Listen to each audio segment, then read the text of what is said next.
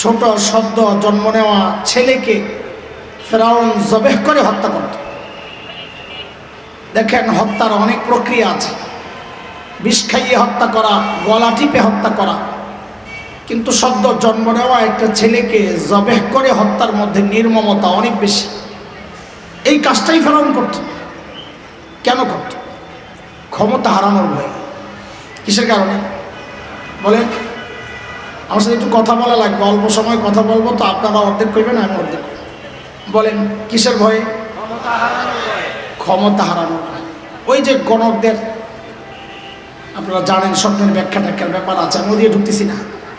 বিষয় হলো একটু বুঝেন, এই ছোট্ট শিশু কি ফেরাউনের মতো এমন ক্ষমতাশীল বাদশাহকে ক্ষমতা থেকে নামানোর সামর্থ্য আর ক্ষমতা রাখে?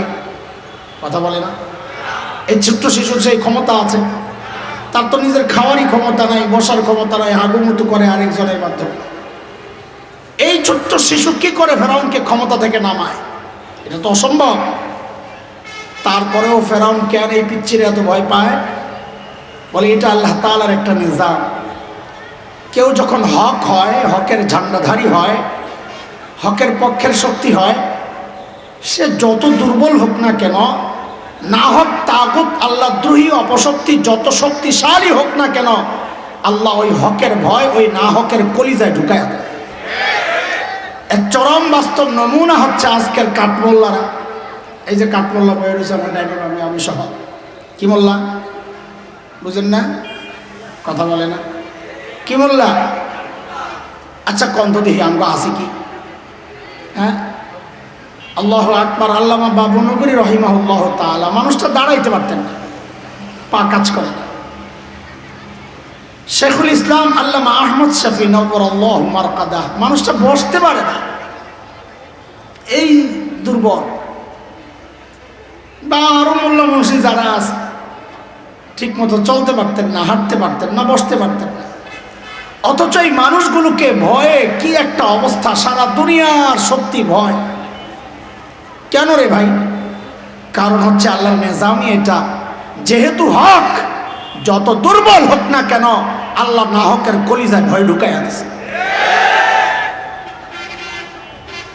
নির্যাতনের এই অবস্থায় আল্লাহ তাআলা হযরতে মূসা আলাইহিস সালামকে দুনিয়ায় পাঠিয়েছেন। আচ্ছা, আমাকে দুইটা কথার জবাব দেন একটু, তাইলে বোঝানো সহজ হবে, বলা সহজ হবে। সর্বশ্রেষ্ঠ রসুলকে? জবাব ঠিক আছে, তবে আমারও বিষয়টা গর্বের, এটা একটু ঢুকায়া দেওয়া। এইভাবে বলা, যদি জিজ্ঞেস করা হয় সর্বশ্রেষ্ঠ রসুলকে, তো এইভাবে বলা, আমাদের রসুল মুহাম্মদুর রাসূলুল্লাহ সাল্লাল্লাহু আলাইহি ওয়াসাল্লাম। বলেন, সর্বশ্রেষ্ঠ রসুলকে? আমাদের রসুল। আরেকটা জবাব দেন, রোগী যদি ছোট হয়, ধরেন হালকা ঠান্ডা লাগছে, ডাক্তার কি হাসপাতালের সবচেয়ে বড়টা ডাকা হয়? হ্যাঁ, ডাক্তারও তখন কি ডাকা হয়? ছোট। রোগী যদি বড় হয়, কত বড়? রোগী যত বড় ডাক্তারও তত বড়, তাই কিনা? হ্যাঁ, বুঝেন, কথা বুঝেন। যেহেতু আল্লাহ সুবহানাহু ওয়া তাআলা হযরত আম্বিয়া আলাইহিমুস সালামদেরকে দুনিয়ায় পাঠাইছেন অসুস্থ মানুষদেরকে সুস্থ করার জন্যে, তো বোঝা গেল আল্লাহ সর্বশ্রেষ্ঠ রসুলকে দুনিয়ায় ওই সময় পাঠাইছেন যখন দুনিয়ার অবস্থা সবচাইতে খারাপ অবস্থায় ছিল। সবচাইতে খারাপ অবস্থায় দুনিয়ায় না পৌঁছলে আল্লাহ সর্বশ্রেষ্ঠ রসুলকে দুনিয়ায় ডেকে আনতেন না। বুঝে আসছে কথা? সেই সময়টাকে বলে আইয়ামে জাহিলিয়া। কি বলে? বলেন, কি বলে? বর্বর আরবদের সময়। সোজা কথা, বর্বরতার মাত্রা কোন পর্যায়ে ছিল যে আল্লাহ তাআলা শ্রেষ্ঠ রসুলকে আনাইলেন ঠিক করার জন্য? তো ইতিহাসে তো পাওয়া যায় বর্বরতার অবস্থা। সামান্য পয়সার জন্য যারা মানুষ খুন করে ফেলত। মূর্তি পূজা এখন চলে কিনা? তখনও চলতো, কিন্তু এখন মসজিদের মধ্যে মূর্তি রাইখা পূজা করা হয়। অথচ তখন খোদ বাইতুল্লাহর ভেতরেই তো 360 মূর্তি, ঘরের মধ্যে আলাদা মূর্তি। সফরে যাওয়ার সময় পকেটে করে আলাদা মূর্তি নিয়ে যাইতো। কেন? রাস্তায় যদি পূজা করার জন্য আবার খোদা না পাওয়া যায়, আরেক বিপদ। রাস্তায় সুন্দর পাথর একটা দেখছে, পকেটে একটা ফালাইয়া দিয়ে ওইটার পূজা করা শুরু করছে। বর্বরতার মাত্রা। জন্ম নিয়ন্ত্রণ এখন হয় কিনা? তখনও হয়তো। পার্থক্য কি? এখন জন্ম নিয়ন্ত্রণ হয়, পেটের মধ্যে বাচ্চা নষ্ট করা হয় অথবা আসতে দেওয়া হয় না। আর তখন জন্ম নিয়ন্ত্রণ হতো বাচ্চা হওয়ার পর, দেখতো ছেলে না মেয়ে। যদি দেখছে ছেলে তো রেখে দিত, আর যদি দেখছে মেয়ে তো এটা বাবার জন্য সামাজিক কলঙ্ক, আমি মেয়ের বাবা, ওই কলঙ্ক থেকে বাঁচার জন্যে বাবা নিজ হাতে নিজের কলিজার টুকরা মেয়েকে জীবন্ত দাফন করে দিত। এই ছিল বর্বরতার মাত্রা। এই মাত্রায় মানুষগুলো বর্বর হওয়ার পেছনে কারণ কি? কোন কারণে এরা এতটা বর্বর হয়ে গেল? আমাদের হাকিমুল ইসলাম কারি তৈয়ব রহমতুল্লাহ আলাইহি বলেছেন, এই মাত্রায় বর্বর হওয়ার পেছনে মৌলিক কারণ দুইটা। কয় কারণ? এক নম্বর জাহালত, অজ্ঞতা, মূর্খতা। মানুষ মূর্খ হইলে এমনই হয়। দুই নম্বর চারিত্রিক অধপতন, চরিত্র নষ্ট হলে মানুষ শিক্ষিত হলেও অপরাধ করে। যেমন ইউনিভার্সিটির ছেলে, সে মূর্খ না শিক্ষিত?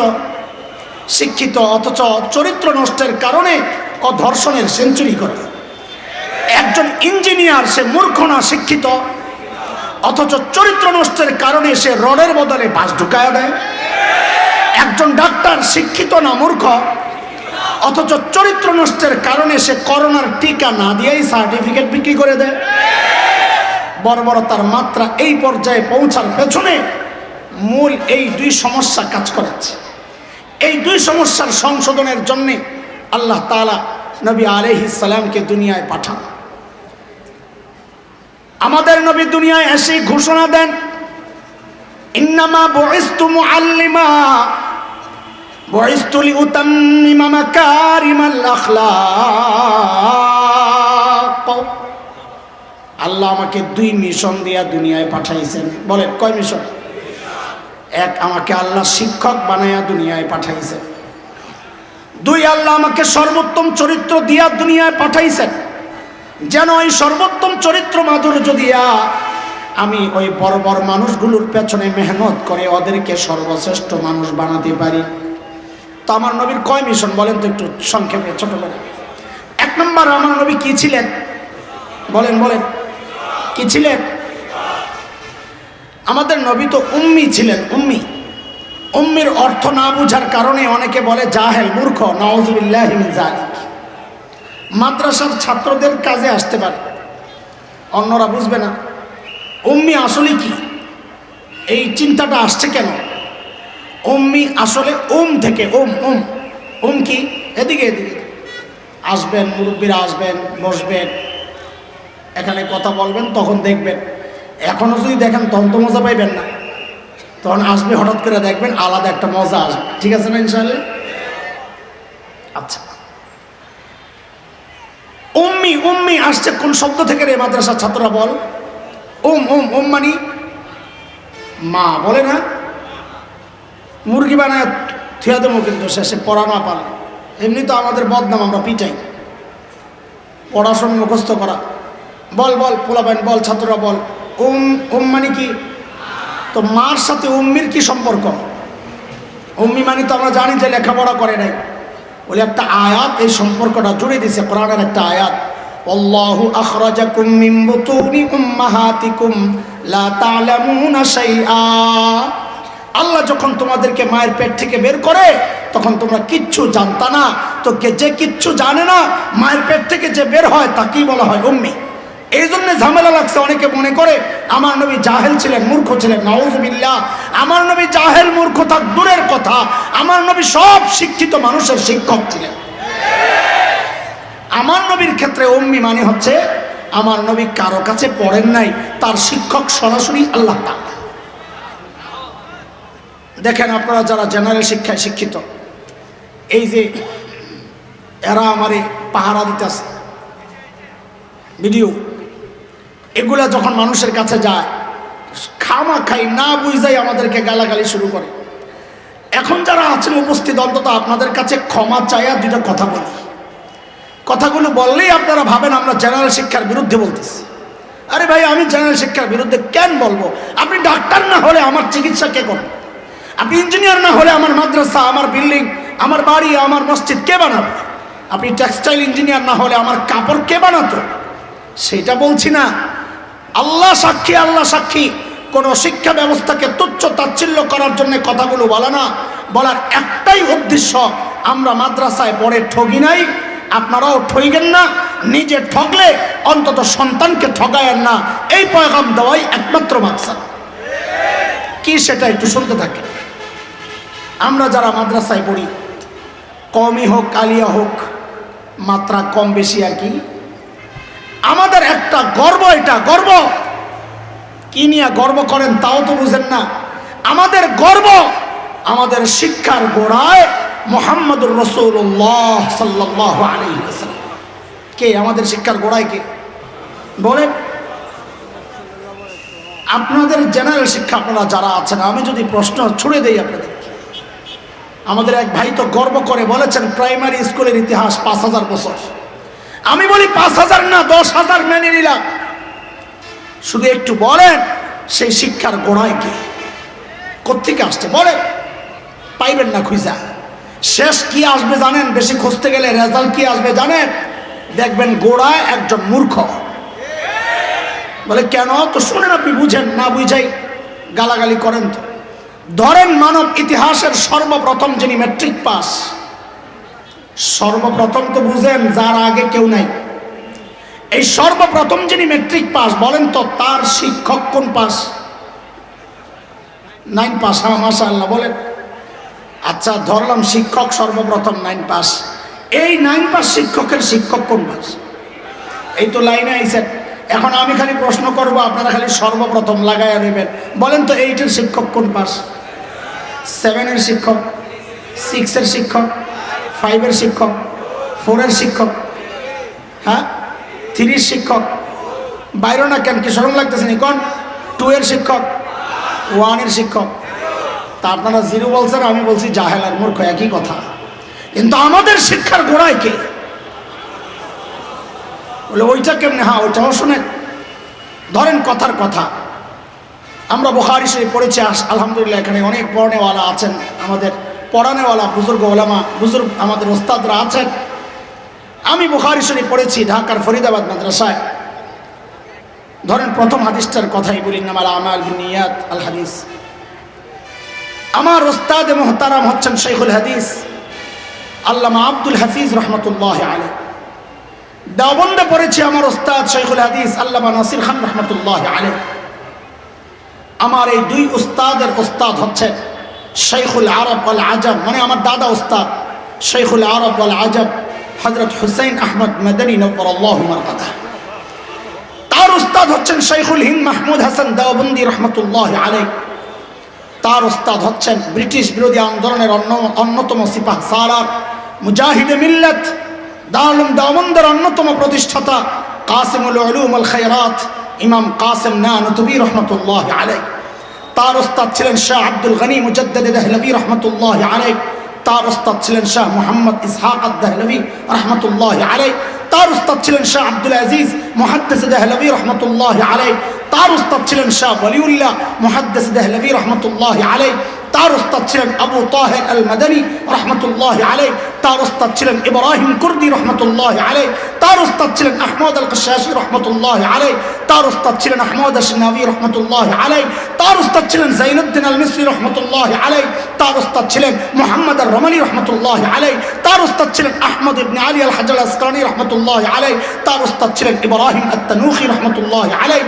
তার ওস্তাদ ছিলেন আবুল আব্বাস আল হাজ্জার রহমতুল্লাহ আলাইহি। তার ওস্তাদ ছিলেন আবু আলী আজ-জুবাইরি রহমতুল্লাহ আলাইহি। তার ওস্তাদ ছিলেন আবুল ওয়াক্ত as-সিজি রহমতুল্লাহ আলাইহি। তার ওস্তাদ ছিলেন আবুল হাসান আদ-দাউদি রহমতুল্লাহ আলাইহি। তার ওস্তাদ ছিলেন আবু মুহাম্মদ আস-সারাখসি রহমতুল্লাহ আলাইহি। তার ওস্তাদ ছিলেন আবু আব্দুল্লাহ ফিরাবি রহমতুল্লাহ আলাইহি। তার ওস্তাদ ছিলেন মুহাম্মদ ইবনে ইসমাঈল ইমাম বুখারী রহমতুল্লাহ আলাইহি। তার ওস্তাদ ছিলেন হুমায়দি রহমতুল্লাহ আলাইহি। তার ওস্তাদ ছিলেন সুফিয়ান আস-সাউরি রহমতুল্লাহ আলাইহি। তার ওস্তাদ ইয়াহইয়া ইবনে সাঈদ আল-আনসারী রহমতুল্লাহ আলাইহি। তার ওস্তাদ ছিলেন মুহাম্মদ ইবনে ইব্রাহিম আত-তাইমি রহমতুল্লাহ আলাইহি। তার ওস্তাদ ছিলেন আলকামা ইবনে ওয়াক্কাস আল-লাইসি রহমতুল্লাহ আলাইহি। তার ওস্তাদ ছিলেন উমর ইবনুল খাত্তাব রাদিয়াল্লাহু আনহু। তার ওস্তাদ ছিলেন মুহাম্মদুর রাসূলুল্লাহ সাল্লাল্লাহু আলাইহি ওয়াসাল্লাম। আমাদের শিক্ষার গোড়ায় কে? আরে বলেন, গর্ব কি নিয়ে করেন? কি নিয়ে করা দরকার? আমি দেখাচ্ছি আমার কাছে একটা হীরার টুকরা আছে রে ভাই। হ্যাঁ, আমার কাছেও আছে। কি আছে? কয়েক ট্রাক বালু আছে। এটা আপনারা কেমনে বুঝাবো আমি? এই জন্য মাঝে মধ্যে এই শিক্ষা ব্যবস্থার বিরুদ্ধে যখন কাউকে চক্রান্তে মারতে দেখি, তখন একা একা মিটি মিটি হাসি। আহারে বোকার দল, আগুনের মধ্যে মুখ লাগায় বুঝি কেউ আগুন নিভাইতে যায়।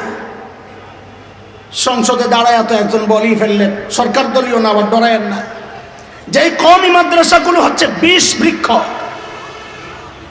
কি বলছেন আপনারা? এই জাগা মতো নাউজুবিল্লাহ না পড়ার অপরাধে তওবা হিসাবে আরেকবার বলেন নাউজুবিল্লাহ। বলে তো কি পড়বো? পড়বেন আলহামদুলিল্লাহ। বলেন, ডরায়েন না রে ভাই, আসি তো, হুজুরা আছেন না, আপনাকে ইমান খাওয়ানোর লেগে আইসি নাকি? বলেন, কওমি মাদ্রাসা ২০ বৃক্ষ, বলেন আলহামদুলিল্লাহ। বাইর করা যায় না? আচ্ছা, পরে বুঝতে পারিব, বুঝছি। কেন ২০ বৃক্ষ তো বুঝেন। লবণ চিনেন? লবণ, কথা কয় না? লবণ মানুষের খাবারের এক জরুরি আইটেম, তাই না? লবণ ছাড়া সব খাবার বেশাত। যোগ চিনেননি? যোগ কি খায়? রক্ত খেকো জোকের মাথায় আপনি একটু লবণ দিছেন, এখন যোগ কি আপনার সালাম দিব না? ছটপট করতে করতে মারা যাবে। কারণ ওই রক্ত খেকো জোকের জন্য লবণ কি বিষ? কি? হ্যাঁ হ্যাঁ, কওমি মাদ্রাসা ২০ বৃক্ষ, কথা তো ঠিকই আছে। কেন? আরে যারা মানুষ, তাদের জন্য আল্লাহর দেওয়া শ্রেষ্ঠ নিয়ামত হচ্ছে এই মাদ্রাসাগুলো। কিন্তু যারা মানুষের রক্ত চুষে চুষে সম্পদের পাহাড় গড়ে, ওদের জন্য তো জরুরি আইটেম না, ওদের জন্য তো ২০ বৃক্ষ, কথা তো ঠিকই আছে। বলে হুজুর আলহামদুলিল্লাহ কেন পড়াইছেন? ওইটা করা, ওইটাও বুঝেন না, বুঝে আগানোর দরকার নাই। ধরেন আপনি কক্সবাজারে একটা লবণের ফ্যাক্টরি দিয়েছেন, মহেশখালীতে, ওখানে লবণের চাষ হয়। এখন আপনার ফ্যাক্টরির একটু লবণ আনছে স্যাম্পল, তা আপনি লবণ আনছে একটু পরীক্ষা করে লই। পরীক্ষা কেমনে করবো? তো একজনে বুদ্ধি দিছে, স্যার একটা যোগ লই এই পরীক্ষা হয়ে যাবে। তো টেবিলের উপর যোগ ছাড়া দিচ্ছেন, একদল লবণ দিচ্ছেন, দেখেন যে যোগটা মরে না, হাঁটতে হাঁটতে যায়। তা আপনি কি বলবেন? যোগটা আপনার লবণটা আসল না নকল, সলিড না ভেজাল? আর যদি দেখেন লবণ দেওয়ার সাথে সাথে যোগটা ছটফট করতে করতে মারা গেছে, তো আপনি কি বুঝবেন আপনার লবণ সলিড না ভেজাল? তখন নাউজুবিল্লাহ পড়বেন না আলহামদুলিল্লাহ? কথা কর। ওই আলহামদুলিল্লাহ তো পড়াইতে চাই, আপনারা তো পড়তে রাজি না। আরে দোস্ত, মাদ্রাসাগুলা ওই যোগের গায়ে যেহেতু লাইগা গেছে বিষ, বুঝতে হবে আমাদের খেদমত ঠিকঠাক মতোই চলছে।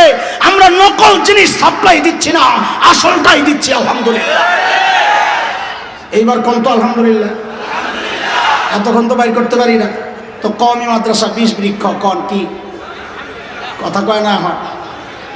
খুশি না আলহামদুলিল্লাহ? আমাদের সাপ্লাই কি যাচ্ছে? আসলটাই খেদমত, সলিড খেদমত চলতেছে আলহামদুলিল্লাহ। আল্লাহর হাবিব সাল্লাল্লাহু আলাইহি ওয়াসাল্লাম ওই ২ মিশনে যখন মেহনত শুরু করলেন বর্বর আরবদের পেছনে, এখন ওই বর্বরদের পরিচয় পাল্টায়া গেছে। বলে পরিচয় পাল্টায়া কি হয়ে গেছে? বলে আমি কি বলবো, চলো নবীর কাছ থেকে জেনে নেই, আল্লাহর কাছ থেকে জেনে নেই।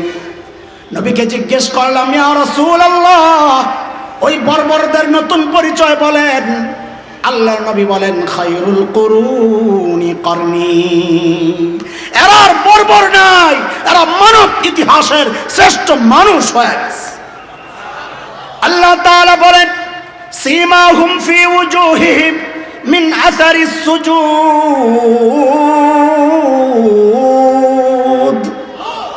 আল্লাহ বলেন, ওদের চেহারার মধ্যে সেজদার চিহ্ন দেখবা। বলে চিহ্ন তো থাকে বাহিরে, তার মানে বাহিরে ফিটফাট, ভিতরে আবার সদরঘাট কিনা? আল্লাহ বলেন না, ওদের বাহিরটাও নাম্বার 1, ওদের ভেতরটাও নাম্বার 1।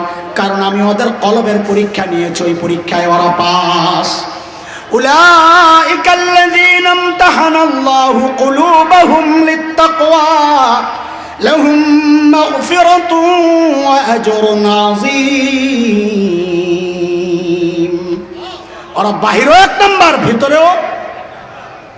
শোনেন, সময় তো কম, একেবারে ২-৪ মিনিট আছে। কতক্ষণ আছে? ঘড়ি আছে নি? ঘড়ি 10 মিনিট আছে। মাশাআল্লাহ। চলেন বয়ানের সংক্ষেপ করি, একেবারে একটা সুতার মধ্যে আপনাকে গাইথা দিই যেন মনে রাখা যায়। পুরা বয়ান 6 কথা। কয় কথা? কয় কথা? 3 কথা সাহাবীদের ব্যাপারে, 3 কথা আমাদের ব্যাপারে। বলেন কয় কথা? 3 কথা। 3 কথা সাহাবীদের ব্যাপারে, 3 কথা কি বলেন আমার সাথে সাথে। আমি যা বলি হুবহু তাই বলেন, জবাব দিয়েন না, আমার কথাটাই উচ্চারণ করেন। ওরা ছিল কি? হইল কি? মাঝখানে ঢুকলো কি? জবাব তো আপনাকে জানা আছে, তাও একটু ঘুরায় এলাম তো বলতে মজা লাগবে। ওরা ছিল কি? মানব ইতিহাসের সবচাইতে খারাপ মানুষ। বলে সবচেয়ে খারাপ মানুষ, এটার প্রমাণ কি? তাইলে আল্লাহ তাআলা সর্বশ্রেষ্ঠ রাসূলকে আনতেন না। তো ওরা ছিল কি সবচাইতে? হইল কি সবচাইতে? কিসের ছোঁয়ায় পরিবর্তন? মাঝখানে কে ঢুকছে? কোরআন সুন্নাহ। কে ঢুকছে? তো সুন্নাহ যেহেতু কোরআনের ব্যাখ্যা একটা বলেন তো আরো সহজ হবে। কোরআনের ছোঁয়া। কিসের ছোঁয়া? সাহাবীদের ব্যাপারে 3 কথা বলেন। ওরা ছিল কি? হইল কি? মাঝখানে।